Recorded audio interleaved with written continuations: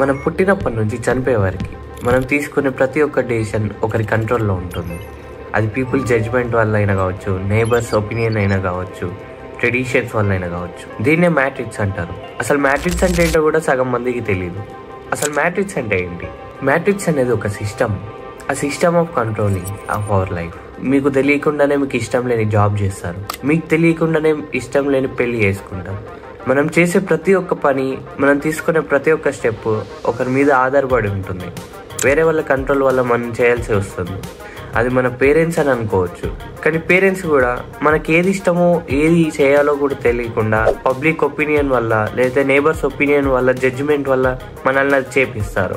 ఈ మ్యాట్రిక్స్ అనే టాపిక్ చెప్పిన ఇలాంటి వేలో మీకు ఎవరు చెప్పున్నారు. ఇలాంటి వీడియోస్ మరిన్ని కావాలంటే ఛానల్ని సబ్స్క్రైబ్ చేసుకోండి. అసలు ఈ మ్యాట్రిక్స్ ఎక్కడి నుంచి స్టార్ట్ అవుతుంది? మీరు పుట్టినప్పటి నుంచి ఎప్పుడైతే మీరు స్కూల్కి వెళ్తారో అసలు మీకు ఏది ఇంట్రెస్టో తెలియదు, ఎందులో స్కిల్లో ఉన్నారో తెలియదు.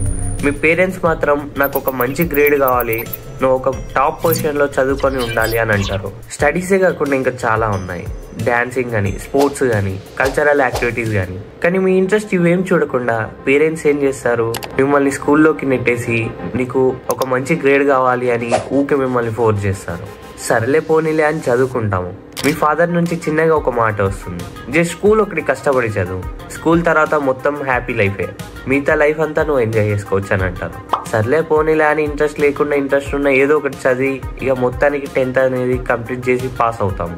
10th తర్వాత అయినా లైఫ్ మన చేతుల్లో ఉంటుందా అంటే అయినా ఉండదు. మనం చేసే ఇంటర్ అయినా, డిగ్రీ అయినా, డిప్లొమా అయినా, మనం ఏం చేయాలో కూడా మన పేరెంట్స్ ఒకరి ఒపీనియన్ ని తీసుకొని అది మనలతో చేపిస్తారు. వాళ్ళకి తెలియదు మనం ఎందులో ఇంట్రెస్ట్. సేమ్ ఇది ఒక గొర్రె సిస్టమ్ అని ఉంటుంది. ఒక షీప్ ఏదైతే చేస్తుందో దాని వెనకాల ఉన్న షీప్ దాన్ని యూసే రిపీట్ చేస్తుంది. ఫాదర్ ఫ్రెండ్ నుంచి ఒక మాట వస్తుంది, నా కొడుకు బీటెక్ సిఎస్సి ఇంజనీరింగ్ చేశాడు, 30 lakhs ప్యాకేజ్ వచ్చింది. ఫాదర్ నుంచి ఇంకో మాట వస్తుంది, అతనికి 30 lakhs ప్యాకేజ్ వచ్చింది, నీకు కనీసం మినిమం ఆఫ్ 8 lakhs అయినా రాలేదా, నీ లెవెల్ కి ఒక 10 lakhs ప్యాకేజ్ అయినా వస్తుంది అని మన ఇంట్రెస్ట్ లేకుండానే మనల్ని ఇంజనీరింగ్ లోకి తోస్తారు. కానీ మీ ఇంట్రెస్ట్ వల్ల వచ్చారా?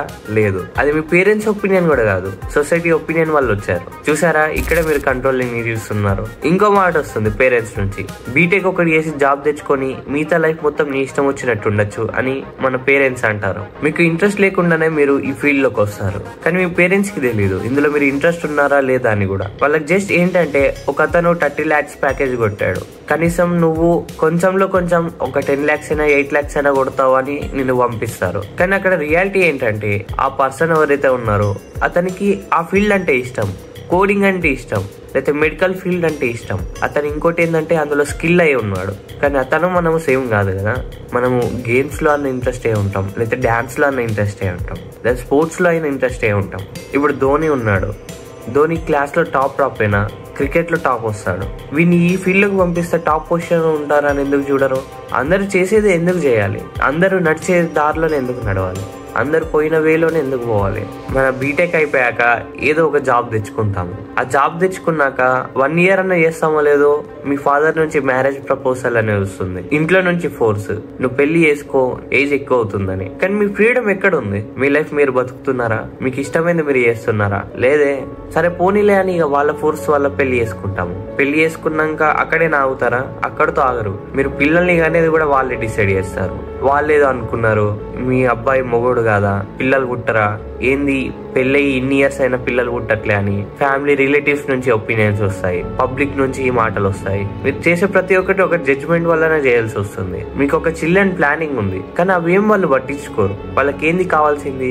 Public opinion. వాళ్ళు అది అనుకుంటున్నారు, సో ఆ మాట పనియకుండా మనం చేసుకోవాలి. నీ ఇష్టం లేకుండానే పేరెంట్స్ ఫోర్స్ వల్ల గానీ నీ చిల్డ్రన్ అనేది ప్లాన్ చేస్తావు. కనీసం పిల్లలు పుట్టాక నీ లైఫ్ నీ కంట్రోల్లో ఉంటుందా అంటే అస్సలు ఉండదు. నీకు రెస్పాన్సిబిలిటీస్ అనేవి వస్తాయి. నీ ఫ్యామిలీని నువ్వు చూసుకోవాలి, నీ పేరెంట్స్ ని నువ్వు చూసుకోవాలి, నీ ఓన్ చిల్డ్రన్ ని నువ్వు చూసుకోవాలి. కానీ ఇది ఇలా ఎండ్ అవ్వాల్సిన అవసరం లేదు. ఈ మ్యాట్రిక్స్ నుంచి మీరు ఎలా బయటకు వస్తారు? ఫస్ట్ ఆఫ్ ఆల్ మీరు పబ్లిక్ ఒపీనియన్ తీసుకోవడం ఆపేయండి, సొసైటీ జడ్జిమెంట్ వల్ల బతకడం ఆపేయండి. మిమ్మల్ని మీరు క్వశ్చన్ చేసుకోండి, మీకు ఏ స్కిల్ ఇంట్రెస్ట్ ఉంది, మీరు ఎందులో సర్వైవ్ అవుతారు, మీ ఇష్టాలు మీరు తెలుసుకొని మీ ఓన్ డెసిషన్ ని మీరు తీసుకోండి. చాలా మంది జనాలు ఈ మ్యాట్రిక్స్ నుంచి బయటకు వద్దామని ఫేక్ మ్యాట్రిక్స్ మ్యాట్రిక్స్ లోకి వెళ్ళిపోతారు. చాలా మంది వాళ్ళ లైఫ్ ని వేస్ట్ చేసుకుంటారు. నెక్స్ట్ వీడియోలో నేను ఫేక్ మ్యాట్రిక్స్ అంటే ఏంటి, ఈ మ్యాట్రిక్స్ నుంచి ఎలా బయటికి రావాలో చెప్పబోతున్నాను. వీడియో నచ్చితే లైక్ చేయండి. ఇలాంటి వీడియో ఇంకొకరికైనా హెల్ప్ అయ్యిద్దంటే వాళ్ళకి షేర్ చేయండి. ఈ వీడియో లాస్ట్ వరకు చూసినందుకు థ్యాంక్ యూ.